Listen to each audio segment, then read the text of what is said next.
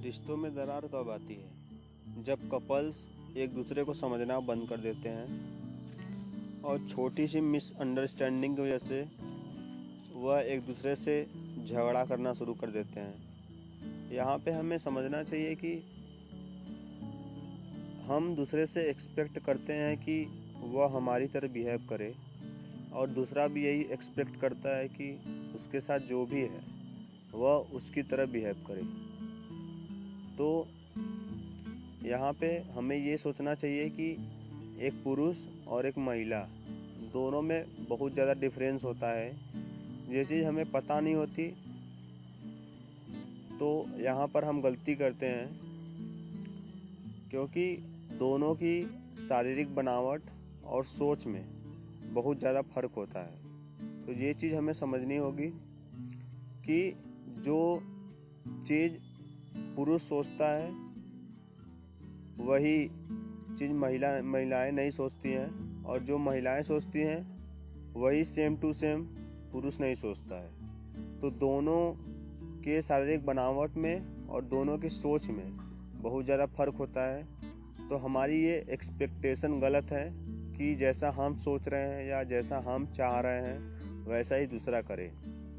तो यहाँ पर हमें ये चीज़ समझना होगा कि दूसरा जैसा भी है उसे हम वैसे ही एक्सेप्ट करें, और कभी भी अगर प्रॉब्लम आ रही है तो हम एक दूसरे को समझने की कोशिश करें, ना कि एक दूसरे पे गुस्सा हो और एक दूसरे को ब्लेम करें। ये चीज़ें गलत हैं। और बहुत सारी चीज़ों में देखा गया है, जैसे कि अगर पुरुष के पास कोई प्रॉब्लम आती है तो पुरुष अकेले बैठ के उसका सॉल्यूशन ढूंढता है या उसका सॉल्यूशन निकालता है, और अगर महिला के पास कोई प्रॉब्लम आती है तो वो किसी से अपनी प्रॉब्लम शेयर करना चाहती है। तो ऐसे ही बहुत सारी ऐसी एक्टिविटी हैं, बहुत सारी ऐसी सोच है जिसमें कि पुरुष और महिला में अंतर होता है। और एक चीज़ लेते हैं कि महिलाएं कोई भी चीज़ अगर देखती हैं तो वो ज़्यादा इमोशनल होती हैं और पुरुष बहुत कम इमोशनल होते हैं। तो ऐसी बहुत सारी चीज़ें हैं जिसमें कि पुरुष और महिलाओं में अंतर होता है। तो ये चीज़ें हमें समझनी चाहिए, क्योंकि अगर हम किसी भी रिश्ते में हैं तो कोई भी रिश्ता बनाने में हमें बहुत वक्त लगता है, हम अपना एफर्ट डालते हैं, काफ़ी टाइम लगता है, तब जाके एक रिश्ता मजबूत बनता है। आप किसी के भी साथ हैं तो आप कुछ साल से उनके साथ हैं, फिर उसके बाद धीरे धीरे एक दूसरे में प्यार होता है और फिर एक दूसरे से हम शादी करते हैं।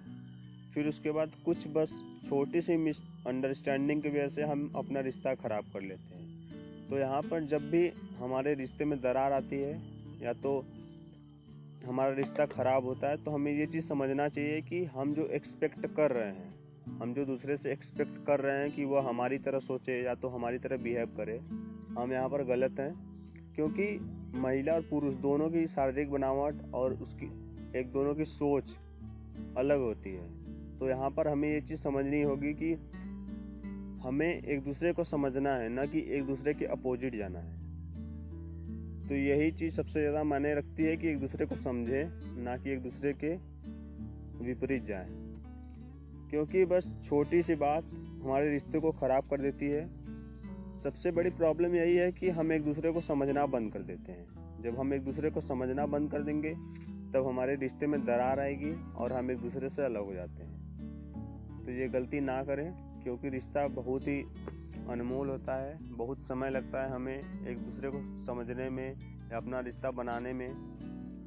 तो एक छोटी सी गलती की वजह से अपने रिश्ते को ख़राब ना करें।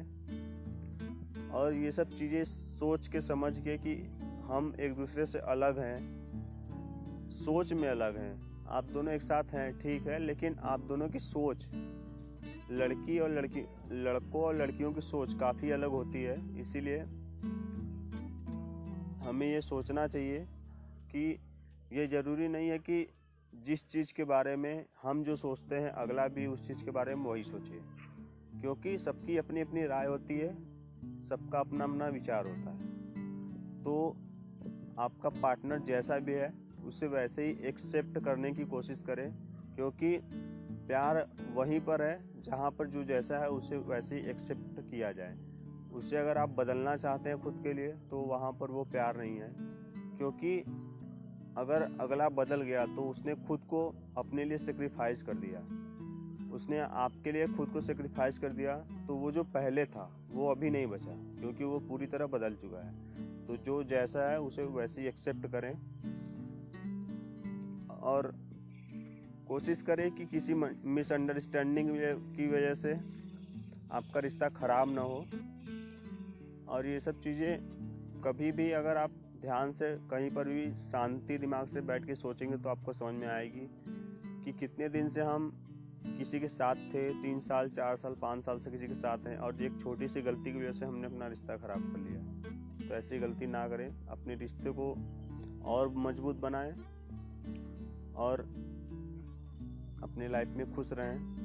Thank you so much.